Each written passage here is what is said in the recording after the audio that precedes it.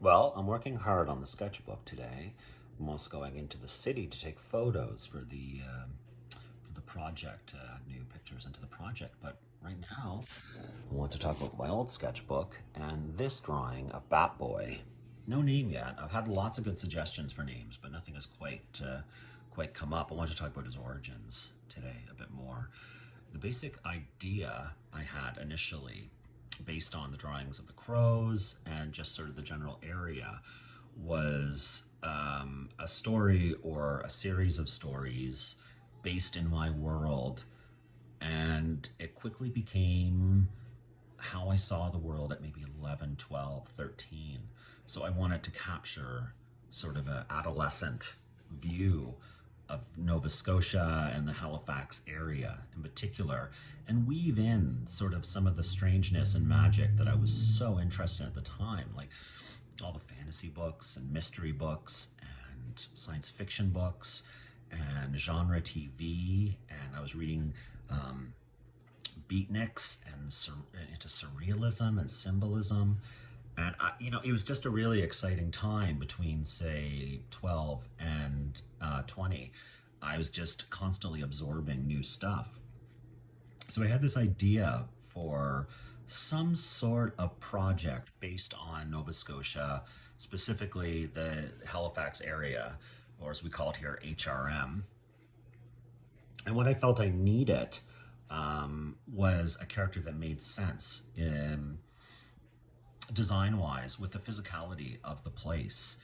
And down the street, there's a baseball field, and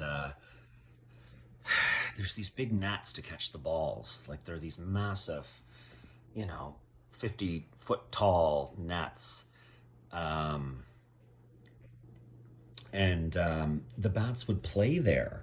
You could see them swooping around in the lights. And so I always kind of associated bats with my neighborhood. Bats and crows and dark, creepy things. I love it. It's great. So I kind of sketched out this Bat Boy based on that, and also, the Weekly World News Bat Boy character that appeared a lot in the 80s, because I wanted to kind of have that 80s connection at this point, and it was kind of leading me in that direction. And he seemed like a good fit because he combined sort of urban legend, multiple genres like science fiction, fantasy, like creepy crawly stuff, just all over the place. And I really wanted to cross genres.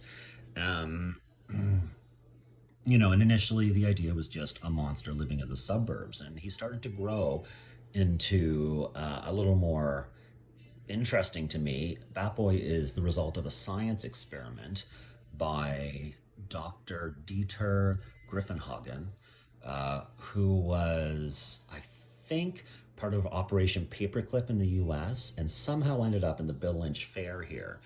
And he was carrying on these weird experiments while being part of a circus, traveling so he could keep incognito but still do these crazy things. And I just drew a picture of Bat Boy